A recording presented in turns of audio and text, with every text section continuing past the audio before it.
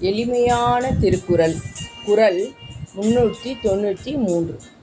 கண்ணுடையர் என்பவர் கற்றோர் முகத்திரண்டு புண்ணுடையர் கல்லாதவர். கண்ணுடையர் என்பவர் கற்றோர் முகத்திரண்டு புண்ணுடையர் கல்லாதவர். இந்த பாட்டுடைய விளக்கம் என்ன அப்படின்னா, கண்ணுடையவர் என்று கூறப்படுபவர் கற்றவரே, கல்லாதவர் முகத்தில் 2 புண் உடையவர் ஆவர்.